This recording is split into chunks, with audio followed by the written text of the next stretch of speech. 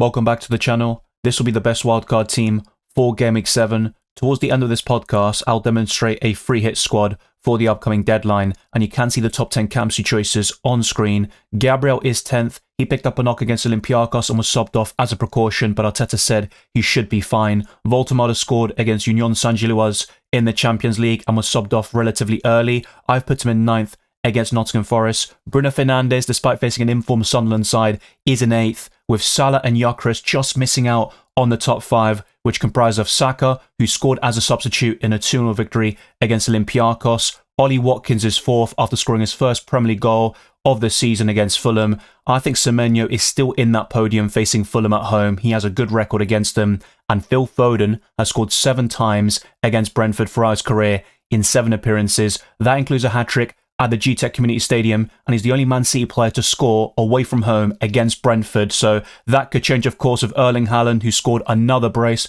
won player of the match against Monaco in a 2-2 draw on Wednesday night. And I think it's a very close one. If you want to go differential this week with the captaincy, Phil Foden is my recommendation. Let me know your thoughts down in the comment section below. Drop a like on this video, subscribe to my channel, and also hit the notification bell so you're always up to date on my content for both FPL and UCL Fantasy. Check all the links in the description for my Patreon and the championships, fair likes to my videos, marks and other perks, my Discord server, the FPL League, and Spotify can also be found in the description.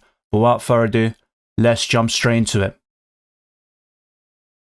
In my situation, I have 0.4 million in the bank, so my squad value overall would be 101.1 million. In terms of spending power, it would be different. You can check that out with websites like FPL.team, but essentially purchase and selling prices do differ, and it would be approximately 100.1 million instead. I'll start off with the 2 goalkeepers, with one of them being a great long-term option, and I would go for a cheaper backup. I know some people like to rotate with 2 4.5 million goalkeepers, and Roofs looks outstanding so far this season for Sunderland, and I try to avoid that sort of goalkeeper combination. It has worked from time to time, but I think having one set and forget option who you start in virtually every single game, and if needed, you go for this 4 million backup to get the odd game here and there when they have a more appealing fixture and a much better chance of a clean sheet. But this number 1 goalkeeper has the best clean sheet odds of any option in this position going into Game Week 7.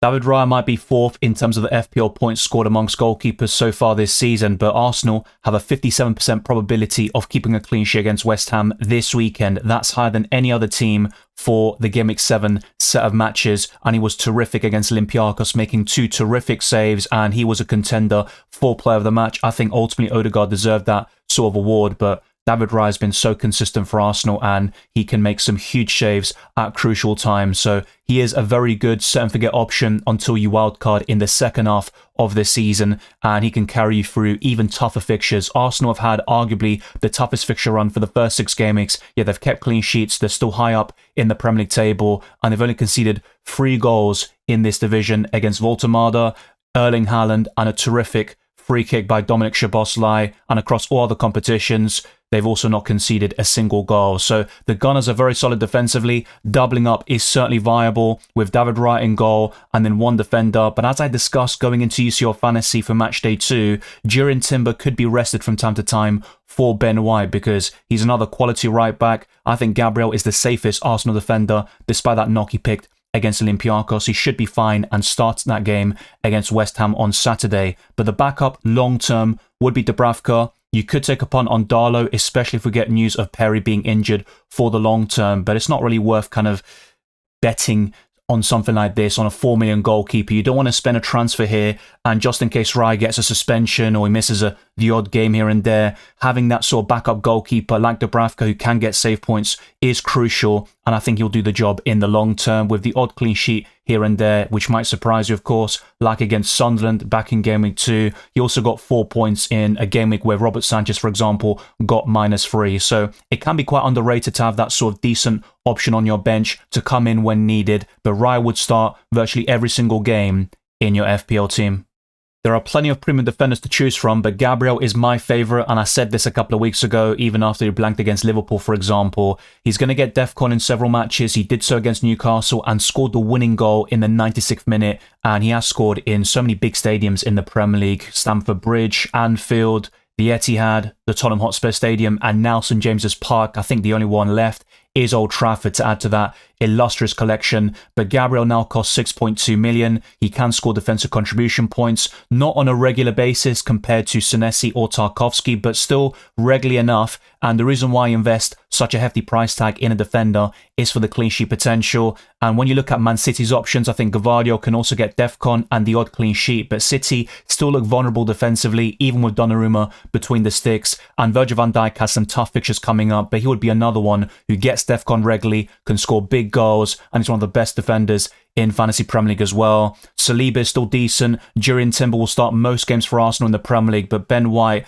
has been one of the best right backs over the last couple of years, and he can still get the odd start in this competition and the Champions League, as we saw against Olympiacos. So Gabriel is my favourite Arsenal defender. Calafiori, by the way, should start this weekend. I wouldn't have too many concerns about that, but of course Lewis Skelly got the nod in the Champions League midweek. And Kieran Trippier has a great opportunity here to start consistently for Newcastle, with Tino Livramento out for the next 6 to 8 weeks with that injury sustained against Arsenal. I think Trippier can be decent for DEFCON. He also can take some set pieces, although not to the same level, of course, as he did a few years ago, where he was one of the best defenders in FPL by some distance. But I think Newcastle are worth covering defensively. That could be with Nick Pope in goal, which I discussed in my recent podcast. Dan Burn is still decent. He's in my UCL fantasy team, and he got 9 points against Union Saint-Gilloise with the ball recovery system, of course, in place for the Champions League. And Kieran Trippier is still a solid option with a relatively high ceiling, but of course, it's not the same as it once was. But my favourite defender in FPL right now is the Argentine Marcus Senesi, who costs 4.9 million, and honestly, he could easily be worth 5.5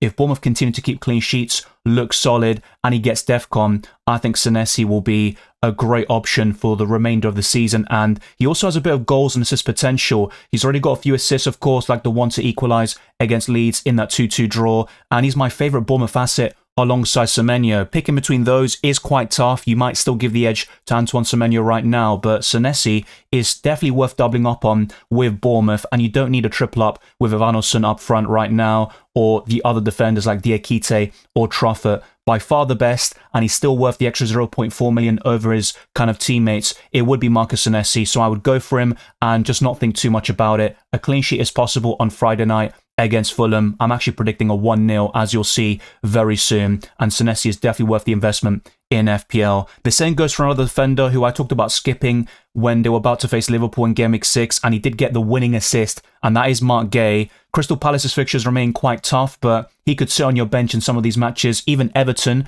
and Palace have a terrible record against the Toffees, by the way, but the likes of Gay, Richards, Lacroix, and Daniel Munoz are brilliant options. I think Mitchell is the most susceptible to rotation. He scored a brilliant goal against West Ham not so long ago, but I think it's worth going for one of those Palace defenders because they are one of the best teams in the Premier League right now. The only concern with them is how they rotate between the Conference League and the Premier League, their energy levels and the injuries. But if they can keep that starting 11 fit, they can definitely challenge for those European places. But the final defender costs 4.1 million. He went up in price a couple of days ago, and that's Alderete. But you can still go for Mukiele, who will get defensive contribution points quite regularly. I still like Rodon and Goodmanson from Leeds United, but I think Alderete, with that massive return, of course, that he got in Gameweek 6, I think he can score DEFCON consistently. Sunderland look quite solid defensively this season. They're not scoring many goals, but they've got some quality players like Granit Xhaka in the midfield, who could also be considered in Fantasy Premier League. And right now,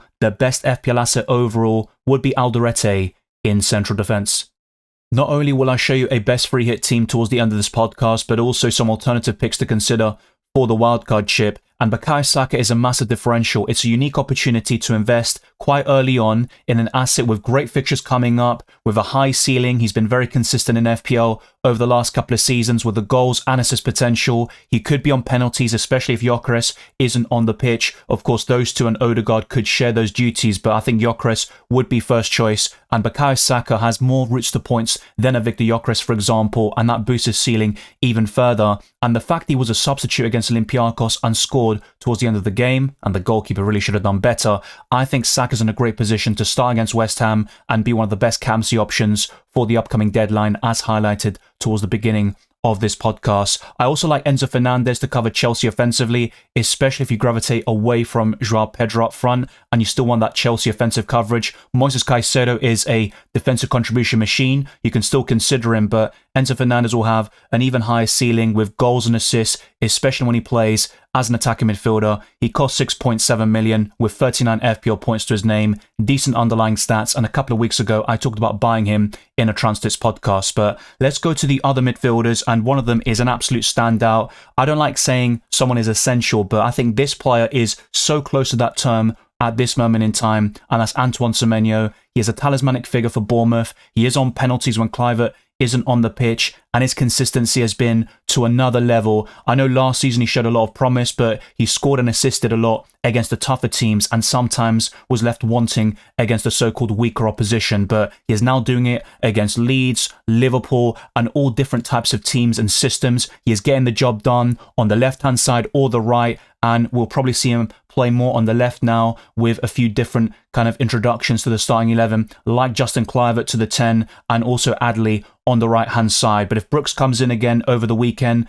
expect to see Semenyo back on the right, but he can do both flanks to a very high level, and he's got so many avenues to points, bonus points potential, good underlying stats with multiple big chances this season. He is getting the bulk of those opportunities, even over Evanilson, and the shot volume is always very high with Semenyo. I also like Ismaila Sarr and doubling up on Crystal Palace this way, and you've also got Mateta up front, who should be considered at 7.6 million. But Ismaila Sarr is another massive differential. His ownership is less than 4% at the time of this recording, and his price tag is 6.4 million. I bought him back in Gameweek 3. He scored against Aston Villa, racked up the highest XG of any player in that particular match day, then got injured. If it wasn't for that, he would still be in my FPL squad, and long term, this would facilitate a Bukayo Saka in the midfield or Gyökeres up front alongside a Haaland. And for those of you considering a Haaland and Salah structure, I think someone like Sarr could be perfect. You won't find much better value at this price and below, especially when it comes to goals potential,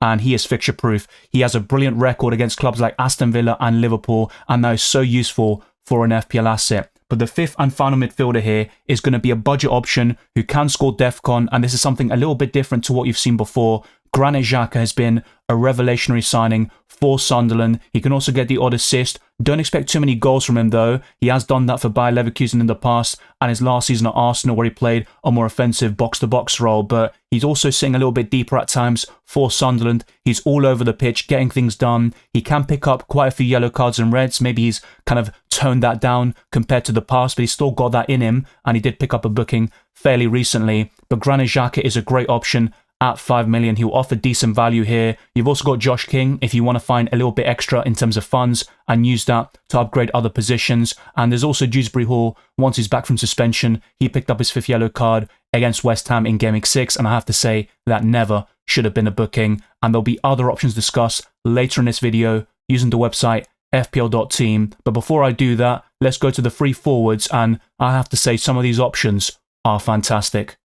Erling Haaland has 62 FPL points. That's 40 more than second place Semenyo, and he is on another level to everybody else right now. He also costs a lot of money, and ultimately if you're spending over 40 million on a Salah or Haaland, you need them to deliver in virtually every single game week, and that's what Haaland is doing right now. Only one blank this season, which came against Tottenham back in Gameweek 2. He is scoring in the Champions League with 3 goals in 2 matches in that competition, and throughout his career, he's actually got more goals than appearances in the Champions League for Borussia Dortmund, Man City and RB Salzburg. It's an incredible record. He is a goal-scoring machine for Norway. He scored 5 goals in his last match. We'll see what he does over this international break. And facing Brentford away, he has never scored against them at the G-Tech Community Stadium. Neither has any Man City player bar Phil Foden, but I think that will change on Sunday, and Erling Haaland is scoring at will right now. He also scored against Arsenal. The only open play goal we've seen considered by the Gunners has been scored by Erling Haaland, so it basically takes a monstrous force like this guy to break that Arsenal defence right now, but of course things will change in the coming weeks. I think Erling Haaland should be considered for the captaincy over the next 4 to 5 weeks, even in tough fixtures on paper, and he is clearly the one to go to over Mohamed Salah if you're picking one out of the two. And there is definitely a debate to have both of them in your squad. In my recent Wildcard podcast, I have talked about a structure with the two of them in there, but it also means sacrifices in other positions, and you don't want to miss out on differentials like Saka and Ismail Assar. And of course, Senesi and Semenyo are great options that I'd highly recommend for your FPL teams. But the second forward here is going to be Jarrod Bowen, who you could bench this week if you're starting Raya and Gabriel, but Bowen scored the winning goal against Arsenal last season in a 1-0 victory, and it wouldn't surprise me if he was a thorn in Arsenal side once again, because he's such a consistent player. He's fixture proof. He can squat Stamford Bridge like he also did last season against the likes of Liverpool. So I don't think fixtures matter too much with Jarrod Bowen, but they have a nice fixture swing in Gameweek, and that's during the international break, where some people might consider wildcarding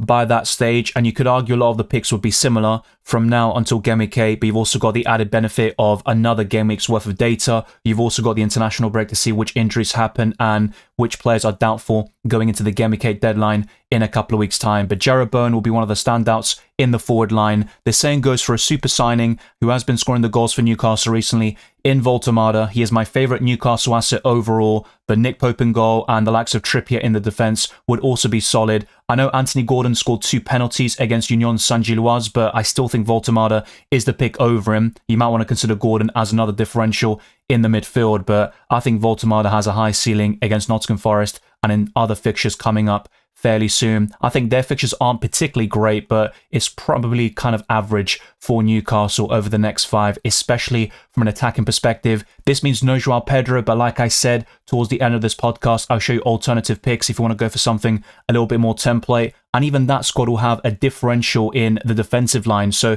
bear that in mind as well. But before I do that, and also talk about the best free hit team for Game Week 7, let's discuss the starting 11 for this wildcard squad, as well as the captaincy, where I still think Erling Haaland is the standout. If you do have Phil Foden, he should definitely be considered with his incredible record against Brentford.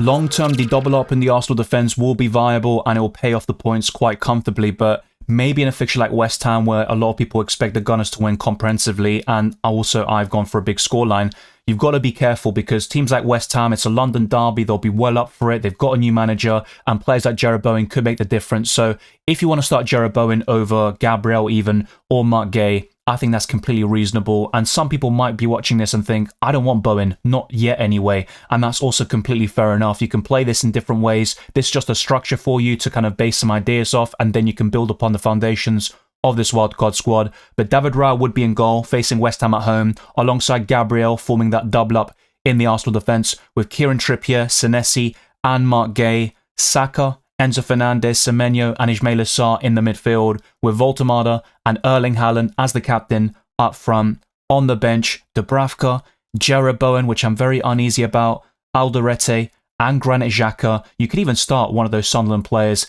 against Man United. They've got a great chance of getting a historical result at Old Trafford. And if you look at future weeks as well, you can change the formation to a back three and bench the likes of Mark Gay, for example. You can even start Dubravka against Leeds at home and diversify your defensive line in a week like that. You've got Trippier away to Brighton, Senesi against Crystal Palace away, which is a bit of a clash, of course, with Sarr, but they can haul in the same game. Senesi with Defcon, and then Sarr with a goal or assist. Gabriel and Saka away to Fulham. Enzo Fernandez away to Nottingham Forest, who are winless under Ange Postecoglou at the time of this recording. Semenyo against Crystal Palace away. Jarrod Bowen facing Brentford is a great differential at home. You've also got Voltemada facing Brighton, and Erling Haaland as the captain again, facing Everton at home, with Alderete and Xhaka against Wolves on your bench. So you've got a lot of squad depth here. You could even bench boost in Game Week 8 with the Game Week 7 wildcard I just showed you. But let's discuss other factors like alternative picks and more of a template wildcard squad. But Nick Pope is in goal. That will be the differential in this defensive line. You've got Chris Richards, who is kind of under the radar. He is getting the most DEFCON of any Crystal Palace defender, and he's also the cheapest at 4.5 million. Senesi and Gabriel remain. The same goes for a Sunderland defender, but you can go for Mukiele over Alderete, who'd cost 0.1 million less, of course. And Diouf has a nice fixture swing coming up very soon. You might even consider a double up in the West Ham team with Bowen and Diouf. I wouldn't go for anybody else right now. Maybe Kilman should be added to the watch list with a DEFCON potential, but apart from that, I think Diouf is more exciting with the assist threat from open play. He can also take set pieces as well. You've got Saka in there and Gyökeres, so you're going for a double up in the Arsenal attack whilst most people are going for the double up defensively. So with both of these wildcard squads, you have differential structures and also picks in there. Indai is still decent, facing Crystal Palace at home. Ismail Assar is a top recommendation from me, in my opinion. I think he has to be considered in the midfield. And Minter is another nice shout at 5.9, facing Wolves away, and Brighton have a nice fixture swing also on the horizon. Semenyo is someone I'd put in every single wildcard draft right now, and Joao Pedro should still be considered as a hold, as I talked about in my Transfers podcast. But for those who want to go a bit differential in certain areas, selling him to a Jeroboam over the coming weeks could certainly pay off. But Chelsea also have a nice fixture swing around Game Week 9. Erling Haaland and Gyökeres up front, it looks really solid. And you've got a DEFCON monster in Moises Caicedo on the bench. If you want to go away from Dubravka, Darlow is another decent 4 million goalkeeper, but I don't recommend spending a lot of money between your two goalkeepers overall. And that pretty much completes another 15-man squad for the wildcard. The expected points here is 56.7. I've got 0.1 million in the bank, and it's actually higher than what I talked about earlier, only 48.2, but that's for Game Week 8 actually. For Game Week 7, it's 53.6. So as you can see, the second wildcard squad is favoured, and it's closer to what I talked about in previous wildcard podcasts with Indai in there and a few other picks who were also mentioned many times, like Joao Pedro and Caicedo. But last but not least, let's talk about the best free hit team, in my opinion. And I do struggle for the third defender, but I'm quite confident in Nick Pope, Gabriel and Senesi. I'm less sure about Matty Cash. That could be a high scoring game, but in terms of the clean sheet odds, Aston Villa are ranked extremely highly. I've gone for Kudus, who got a rest against Bodo Glimt in the Champions League, a 2-2 draw for Tottenham Hotspur on Tuesday. Phil Foden could be considered for the captaincy. If you want to go differential, that is one of my top recommendations for the game week. Semenyo and Saka, Voltemada, Haaland, and Ollie Watkins, who has a great record against Burnley throughout his career. And on the bench, you can cheap it out with some decent options like Dubravka, Alderete, King, and Rodon. And you've got 0.5 million in the bank, at least in my situation. The expected points is even higher at 57.4, but the algorithm still suggests going for Bruno Fernandes, for example, and by doing so, maybe Saka to Fernandes. We can also do a few other changes here, like Watkins to Victor Gyökeres. And then with 1 million in the bank, you can still make one or two other alterations like Kudus to Anthony Gordon. That's something you might want to consider as well. But if you were able to have a front three of Gyökeres, Haaland and Watkins for Game Week 7, that looks incredible. Now, I still like Voltemada a lot, and it might be worth saving, almost 2 million and then spending it on the other positions. But I have to say for this week, I still prefer Saka over Fernandes, but the algorithm is really bullish on Fernandes still. As you can see, the expected points does rise to 59 as a result of that transfer. And you can maybe use this in the defensive line. So instead of Cash, you go for a Spurs defender like Pedro Porro, who should start again. But actually, the expected points does decrease according to FPL.team. But ultimately, when I base my picks, it's on a combination of factors. Expected points is only briefly considered, and I usually focus more on form and fixtures instead. Let me know your thoughts down in the comment section below. Are you free hitting in Game Week 7? Maybe you're using the wildcard or free transfers. I have to say, in my situation, which I discussed in my team selection podcast, a Game Week 8 wildcard is becoming very likely at this moment in time. I still have some reservations about that third defender. I'm not completely sold on Matty Cash. He costs 4.6 million and he can get the odd clean sheet here and there. He also scored a great goal against Sunderland a couple of weeks ago, but I think even against Burnley, Villa could concede a goal or two, and despite improving defensively this season, their main issue has been creating chances and giving Watkins the service, and they're still conceding the odd goal here and there and not keeping enough clean sheets, and they can be very frustrating from that perspective. But for some people on the free hit, you might also want to consider a triple up in Arsenal with Saka and Gyökeres in the offensive line and then Gabriel at the back. But I think Watkins could be very underrated this week, and I do slightly regret selling him and maybe just kind of binning him in the Game Week 8 wildcard instead, for example, or by that stage when Villa's fixtures turn for the worse. I know Tottenham could still be, a decent fixture for someone like Watkins, but I think with obviously his record against Fulham and then now facing Burnley at home, Chris Wood was the obvious sell in retrospect. And let's see if Phil Foden punishes me even further, because this could have been my sort of structure with Foden and Watkins instead of Fernandes and Chris Wood. And so far, it's not looking good for my FPL squad. Thank you very much for watching this video and listening to this podcast. If you enjoyed it or found it insightful, then like this video, subscribe to my channel, and also hit the notification bell so you're always up to date on my content for both FPL and UCL Fantasy. Expect more videos on live streams after the international break, and I will be doing a deadline stream tomorrow on the Friday, a reaction on Saturday, then a little break from content, but afterwards I'll be fully at it with UCL Fantasy and FPL. Follow me on X, Instagram and Blue Sky, DylanRCM, and check all the links in the description for my Patreon and the Championship, for early access to my videos, amongst many other perks, my Discord server, the FPL League and Spotify can also be found in the description. I'll see you tomorrow for the next deadline stream, where I'll be answering dozens of questions, also locking in my final FPL and FPL challenge squads, and gifting 10 memberships in the process.